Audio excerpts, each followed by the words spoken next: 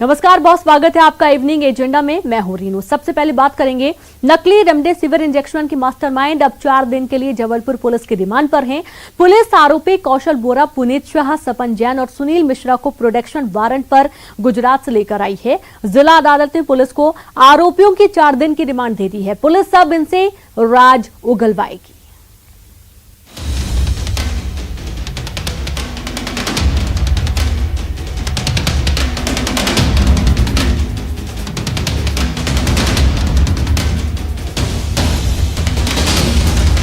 Gujarat to MP, मौत का injection.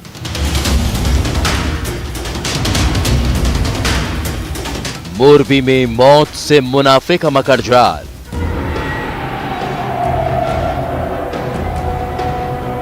MP में कैसे फैला नकली इंजेक्शन का नेटवर्क।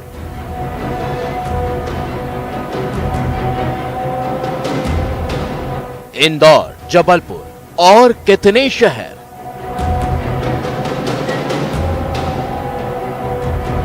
महामारी में मौत की डील के मास्टरमाइंड।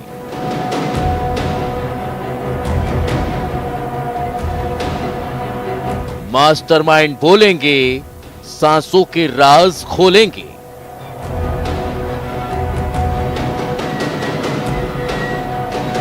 सांसों के सौदागरों का काला चिट्ठा।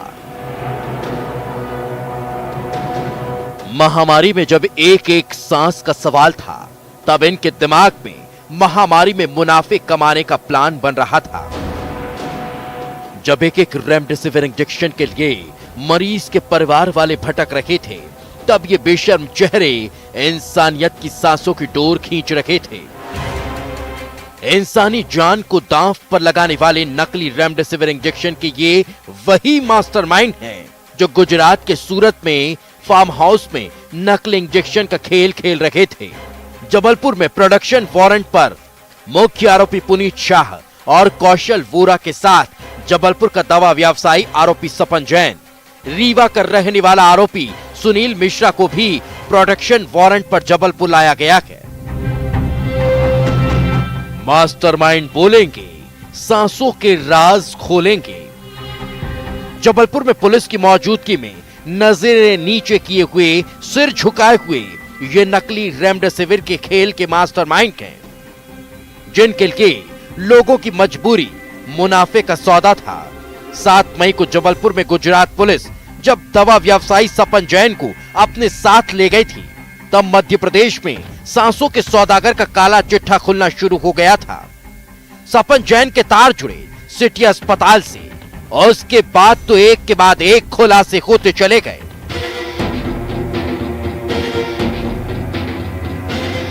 जबलपुर और इंदौर में सांसों के सौदागरों के राज खुल रहे थे।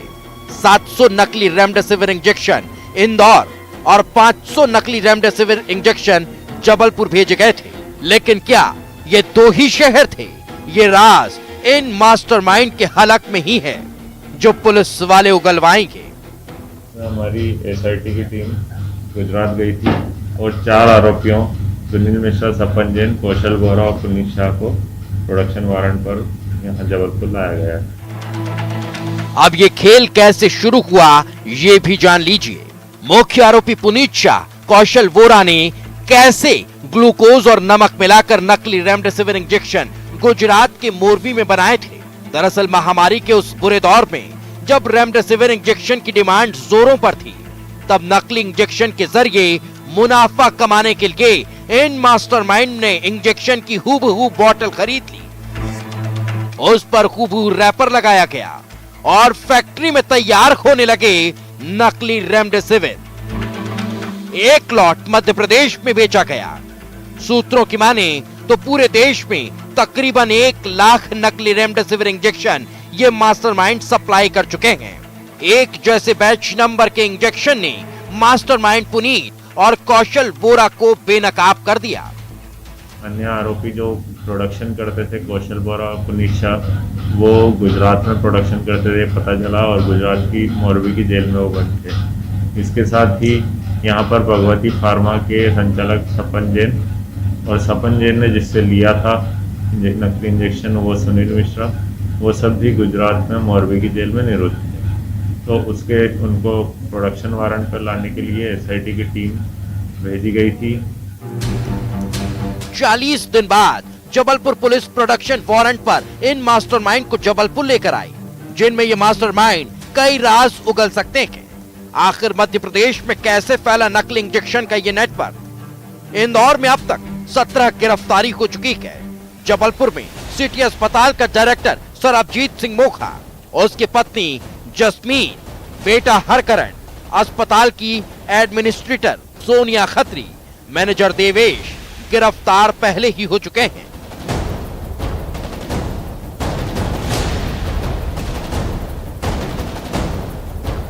सवाल यह है कि क्या सिर्फ जबलपुर इंदौर में इन शैतानों का जाल बिछा था और कितने अस्पताल इनकी जद में थे?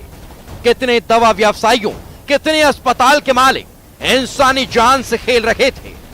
ऐसे कई सवाल हैं जिनके राज इनके हलक में ही हैं। कौन कौन है इंसानियत का गुनहगार? इस मामले में जल्द हो सकता है बड़ा खुलासा। जबलपुर से प्रतीक अवस्थी के साथ ब्यूरो रिपोर्ट, न्यूज़ 18। और ज्यादा जानकारी के साथ संवाददाता प्रतीक अवस्थी जबलपुर से लाइव जुड़ गए हैं। प्रतीक, मौत के इस मकड़ जाल में जो 4 आरोपी आज कोर्ट में पेश किए गए, क्या कुछ खास बातें निकलकर सामने आई हैं? क्या कुछ राज सामने निकल कर आए हैं? देखिए, बेशक इसके इंतजार इन्हों सभी को है, लेकिन पुलिस अब आज उनसे पूछताछ करेगी और देर रात तक शायद ये पूछताछ जारी रह सकती है, क्योंकि 4 दिनों की रिमांड मिली है और पूछताछ लंबी होनी है, एक एक बिंदुओं पर होनी है। जो राज अब तक अनसुलझे हैं उन्हें भी सुलझाना है।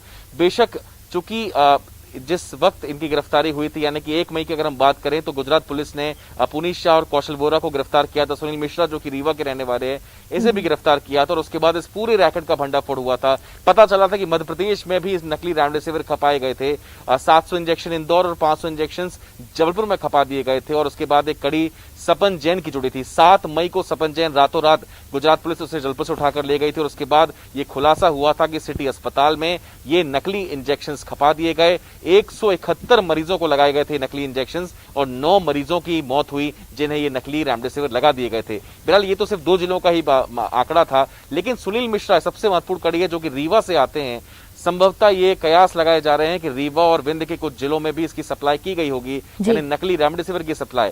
गुजरात के सूरत के मोरबी में जिस प्रकार से एक घर में देखा था हमने कि 1 लाख इंजेक्शन बनाए गए थे ग्लूकोज और नमक मिला के। पुनीत शाह और कौशल वोरा इसके मुख्य मास्टरमाइंड बताए जा रहे थे और गुजरात पुलिस ने भी कहीं ना कहीं इनका आकलन उस रूप में किया था। उन्होंने कबूला था कि करीब करीब 1 लाख इंजेक्शन देश भर में नकली रेमडेसिविर के दे दिए गए। उस समय जब सबसे ज्यादा आपदा का अवसर था और रेमडेसिविर को लेकर मारामारी पूरे देश में मची हुई थी, उस समय ये नकली रेमडेसिविर बाजार में खपाए गए थे। तो क्या नेटवर्क सिर्फ 2 जिलों का है या फिर और जिले भी जो है इसकी जद में आए थे और जिलों में कहीं ना कहीं नकली रेमडेसिविर रगों में दौड़ाए गए और ना जाने कितने मरीजों की जान गई है? ये तमाम बातें पुलिस अब कहीं ना कहीं इनकी सवाल जो है जवाब जो है ढूंढने की कोशिश इन आरोपियों से करेगी। फिलहाल 4 दिनों की रिमांड पुलिस को मिली है और संभवतः 4 दिन बेशक काफी हो सकते हैं, काफी कुछ राज उगल सकते हैं। और जो अभी कहानी अब तक गिरफ्तार आरोपियों ने, चाहे सरबजीत सिंह मोखा हो, चाहे अन्य आरोपी जो अब तक गिरफ्तार हुए, जो उन्होंने कहानी पुलिस को बताई है। जी प्रतीक, ये बहुत छोटा नेटवर्क नहीं हो सकता है, क्योंकि जब दवाइयां आती हैं किसी कंपनी से, उसका पूरा उनके 3 नंबर होते हैं, उनका पूरा ब्यौरा होता है, पूरी जानकारी होती है, जांच होती है, बहुत सारी चीजें, बहुत सारी प्रक्रियाओं से होकर दवाइयां स्टोर्स तक पहुंचती हैं। तो कहीं ना कहीं ये भी समझ में आ रहा है कि इनके अलावा और भी कहीं कुछ बड़ा नाम होगा। बेशक बेशक देखिए, बड़े नाम तो है। सरबजीत सिंह मोखा जो कि वेहब का जिलाध्यक्ष था, इतने बड़े अस्पताल का मालिक था, समझ सकते हैं, बड़ा चेहरा था, बड़ा उद्योगपति शहर का था, और वो जब इस मामले में घिरा, उनकी पत्नी, उनका बेटा अभी गिरफ्तार है, जेल में जा चुके हैं। तो बेशक और कई ऐसे चेहरे होंगे, बड़ी मछलियां होंगी जो अब तक जद से बाहर हैं या जानबूझकर उनका नाम शायद अभी सामने उजागर नहीं किया गया है। अब क्या कुछ राज निकल उगलवा पाती है पुलिस, ये देखने वाली बात होगी। लेकिन इंतजार था, 1 महीने का लंबा इंतजार था। पुलिस लगातार इनके प्रोडक्शन वारंट की मांग कर रही थी। 1 महीने बाद अब जाके चारों आरोपी जद पर आ पाए हैं और पुलिस इनसे दिन रात पूछताछ करेगी, उन तमाम जगहों पर भी जाएगी जहां नकली इंजेक्शन को नष्ट किया गया। कहां से आखिर ये आइडिया आया था नकली रेमडेसिविर बनाने का, किन किन जिलों में सप्लाई है, ये तमाम जो पहलू हैं वो जांच में होंगे और बेशक एक बड़ा जो खुलासा है वो होने की उम्मीद है। लेकिन पुलिस अब किस तरीके से तस्दीक करेगी इनके साथ, ये देखने वाली बात होगी। जी, और साथ ही प्रतीक यहाँ पर एक सवाल और, जैसा कि आप बता रहे हैं कि ग्लूकोज और नमक मिलाकर ये इंजेक्शन बनाया जा रहा था और किसी घर में इसकी तैयारी की जा रही थी। बहुत आश्चर्य की बात है, अब कोई इंजेक्शन है, यदि हम उसका सिमिलर कुछ क्लोन बनाते हैं, उसके सिमिलर कुछ इंजेक्शन बनाते हैं, समझ में आता है। ग्लूकोज और नमक मिलाकर यहाँ पर दवाई बनाई जा रही थी और उसको सप्लाई भी किया गया है। कोई साइंटिफिक कुछ देखा भी गया था कि सिर्फ कमाई का ही यहाँ पर कमाई देखी गई थी कि इनको सिर्फ पैसे कमाने हैं? बड़ी सफाई से रेणु आपको बता दूं, माइलैंड कंपनी के रेमडेसिविर इंजेक्शन जो अमूमन हमें 3000 रुपए में बाजार में उपलब्ध होते हैं, उस कंपनी की कॉपी की गई।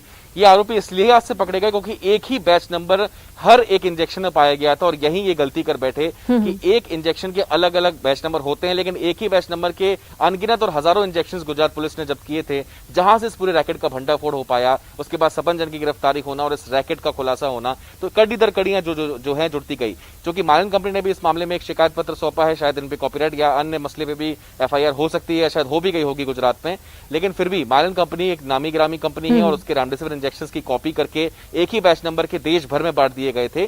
तो इस लिहाज से इस पूरे फर्जीवाड़े का खुलासा हुआ था।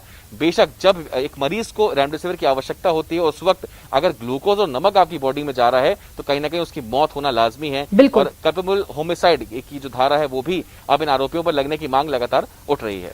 और जरूरी नहीं है प्रतीक कि जितने मामले इन्होंने बताए कि जितने इंजेक्शन की सप्लाई हुई उतने ही इंजेक्शन की सप्लाई हुई होगी। हो सकता है कि इसमें और भी कुछ ज्यादा मात्रा हो, क्योंकि मध्य प्रदेश में जिस तरीके से मौत का आंकड़ा अचानक से बढ़ गया था, वो अब सीधे तौर पर समझ में आ रहा है कि नकली इंजेक्शन के कारण ही मौत के आंकड़े बढ़े थे। क्योंकि जिस तरीके से खबरें हमने पढ़ी थी, सुबह शाम मौत के आंकड़े बढ़ते जा रहे थे। बहुत बड़ा कारण ये भी मान सकते हैं। बेशक रेणु, बेशक, क्योंकि हमने देखा था कि अर्थियों को भी वेटिंग करनी पड़ रही थी। तमाम भयावह तस्वीरें हमने दर्शकों को दिखाई थी और वो समय शायद ही कोई इस दशक में भूल पाए, क्योंकि अपनों को खोया और हर किसी में घर में कहीं ना कहीं संक्रमण फैला भी था, संक्रमण पहुंचा भी था।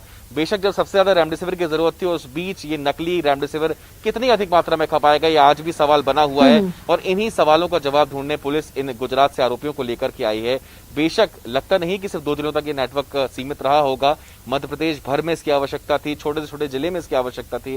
कोई भी जिस तरीके से हो उसकी व्यवस्था करने में आतुर था। यही वजह थी कि सरकार ने अपने अधीन इसकी सप्लाई कर ली थी, लेकिन फिर भी ये काला कारोबार पनपा। बिल्कुल। और साथ ही प्रतीक, यहाँ पर डॉक्टर ने कह दिया था, पहले ही कहा जा चुका था कि जो रेमडेसिविर इंजेक्शन है इसका उपयोग सिर्फ तभी किया जाएगा जब सिर्फ लास्ट ऑप्शन होगा। यानी कि जब सारे हथकंडे आजमा लिए जाएंगे, तब भी मरीज की स्थिति यदि बेहतर नहीं होती है, तब रेमडेसिविर इंजेक्शन का इस्तेमाल किया जाएगा। उसके बावजूद मार्केट में अचानक से इसकी मांग बढ़ने लगी, अचानक से इसकी उपलब्धता घटने लगी है और उसके बाद नकली इंजेक्शन का कारोबार बढ़ गया। देखिए, इस पूरे मामले में विशेषज्ञों ने भी चिंता जाहिर की थी रेणु, जो कि डॉक्टर्स ने पहले ही कहा था कि ये लाइफ सेविंग ड्रग नहीं है, लेकिन ये लाइफ सेविंग ड्रग के रूप में प्रचलित हुआ। काफी अधिक मात्रा में इसके उपयोग के लिए लगातार डॉक्टर्स भी अपने पर्चे पर लिखते गए। लेकिन जैसे ही नकली रेमडेसिविर का रैकेट उजागर हो गया तो अचानक से इसकी खपत में भी गिरावट आ गई। डॉक्टर्स ने प्रिस्क्राइब करना भी बंद कर दिया। आखिर क्या कोई बड़ा कॉकस काम कर रहा था आपदा के अवसर में, कहीं ना कहीं अवसर ढूंढने का प्रयास कर रहा था? ये तमाम सवाल जो हैं वो हर किसी के जुबान पर है और पुलिस भी इन तमाम पहलुओं पर भी पूछताछ करेगी ही कि आखिर अचानक से किस तरीके से आखिर दिमाग में बैठा। और 1 लाख इंजेक्शन बनाना यानी कहीं ना कहीं कुछ और बड़ा रैकेट इनके साथ इन्वॉल्व था, जो इसकी आपूर्ति का जिम्मा लिए हुए था कि अगर हम 1 लाख नकली रेमडेसिविर बनाएंगे तो उसकी खपत भी होगी। बिल्कुल, बिल्कुल सही कहा आपने। बहुत शुक्रिया प्रतीक, तमाम जानकारी विस्तार से देने के लिए। आगे भी आपसे जानकारी लेते रहेंगे। तो वहीं वक्त एक छोटे से ब्रेक का है, हम जल्द हाजिर होंगे।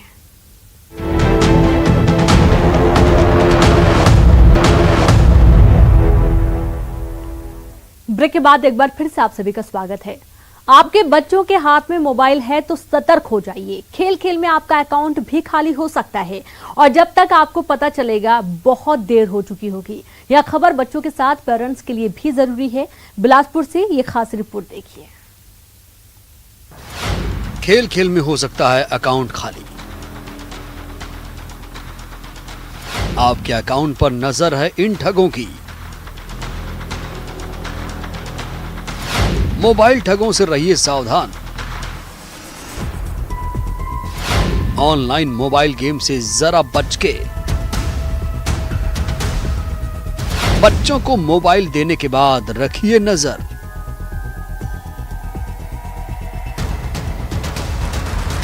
मोबाइल पर तेजी से चलती ये उंगलियां बता रही हैं कि वे किस तेजी से गेम खेल रहा है। जिस तेजी से उंगलियां चल रही हैं, उसी तेजी से उनका दिमाग। हो सकता है इस तेजी से खेल रहे गेम से आपका अकाउंट भी खाली हो जाए। चौंकिए नहीं, बैंक अकाउंट ही बात कर रहे हैं जिसमें आपने पाई पाई जोड़कर रखी है।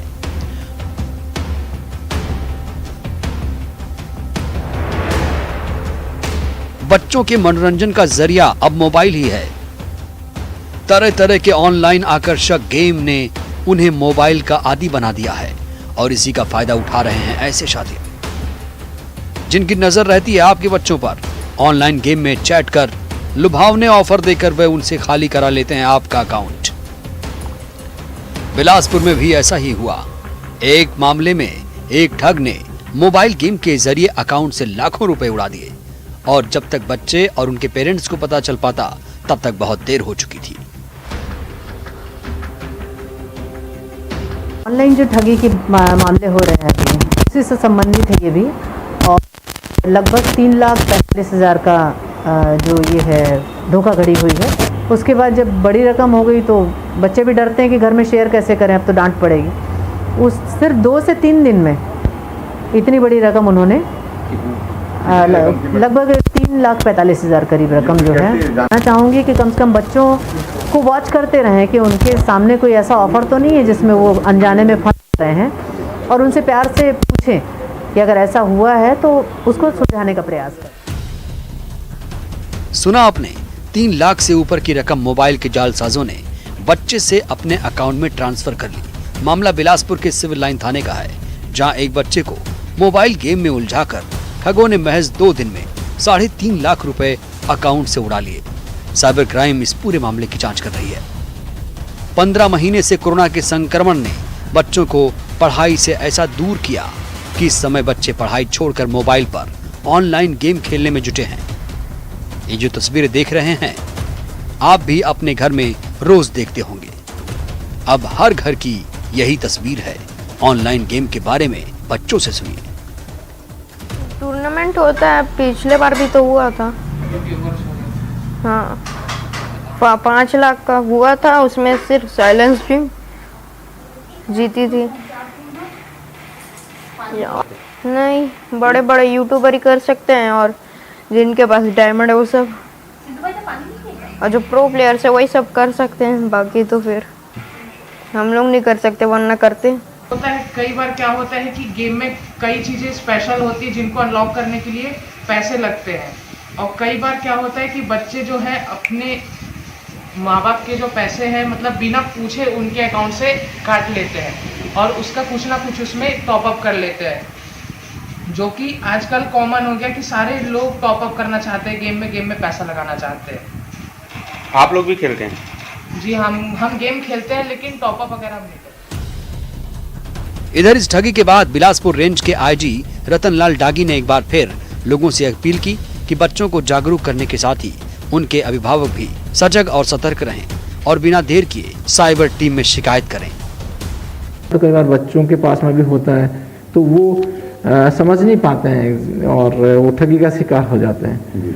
तो उससे बचने का उपाय यही है कि जिस तरह से जो है पेरेंट्स का भी एक जिम्मेदारी हो जाता है कि वो बच्चों को इन चीज़ों के बारे में थोड़ा सा उनको बताएं, अपनी जो जानकारी अपने बच्चों तक ट्रांसफ़र करें, उसको बताएं कि इस तरह से आपको इस तरह के झांसे में नहीं आना है, और साथ ही आपको बिल्कुल चीज़ें भी कंट्रोल में रखनी होगी कि हम क्या बच्चों को पढ़ाई के अलावा क्या मोबाइल की ज़रूरत है क्या उनको, वो के साथ चाहे वो बच्चा हो चाहे कोई भी हो, इस तरह की ठगी होती है तो तत्काल साइबर सेल जो भी आपके कंसर्न डिस्ट्रिक्ट का जो साइबर सेल है उसको या कंट्रोल रूम के माध्यम से नंबर प्राप्त करके उनको सूचित कर दें। और साथ ही आप देखे होंगे कि जो MHA का साइट भी है साइबर जो क्राइम से रिलेटेड, उस पर जाकर के भी आप रिपोर्ट कर सकते हैं और वो जो रिपोर्ट है संबंधित डिस्ट्रिक्ट को मिल जाती है और इससे आप जो है इस तरह के फ्रॉड से बच सकते हैं।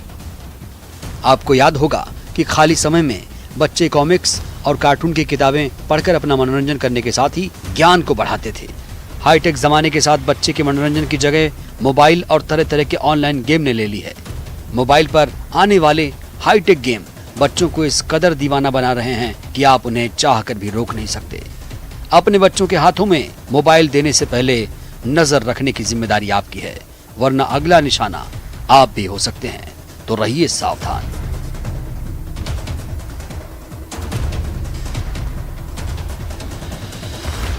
बिलासपुर से विनोद कुशवाहा के साथ ब्यूरो रिपोर्ट, न्यूज़ 18। ऑस्ट्रेलिया के पूर्वी गिप्सलैंड से कुछ तस्वीरें सोशल मीडिया पर आई हैं और फिर शुरू हो गई तरह तरह की बातें, लेकिन हकीकत कुछ और ही निकली। इस अनोखी चादर ने चौंकाया, सबने अपना अपना दिमाग लगाया। कहर का इशारा या कुदरत ने डराया? ठहरिए, किसी ने जाला है बनाया।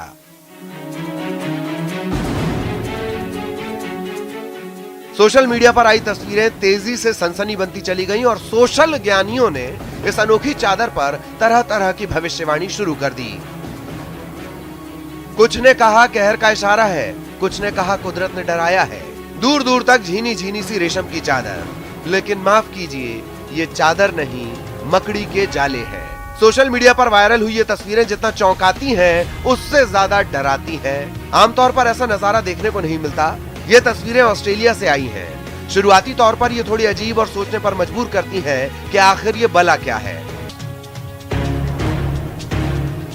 करीब से देखने में समझ आता है कि ये मकड़ी का लंबा चौड़ा जाल है। ऑस्ट्रेलिया में विक्टोरिया के पूर्वी गिप्सलैंड शहर में ये नजारा देखा गया। इसी शहर ने पिछले दिनों एक बड़े तूफान और बाढ़ का सामना किया था।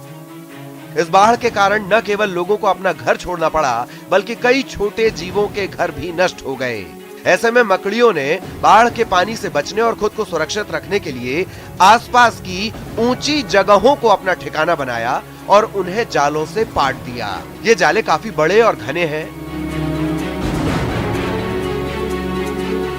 हालांकि ऑस्ट्रेलिया जैसे खूबसूरत जगह से आई ये तस्वीरें किसी को भी डराने के लिए काफी हैं, लेकिन विशेषज्ञों का मानना है कि इससे किसी को कुछ नुकसान नहीं होगा और ये जाले कुछ दिनों में खुद ब खुद खत्म हो जाएंगे। Bureau report, news 18। और इसी के साथ इवनिंग एजेंडा में इतना ही। नमस्कार।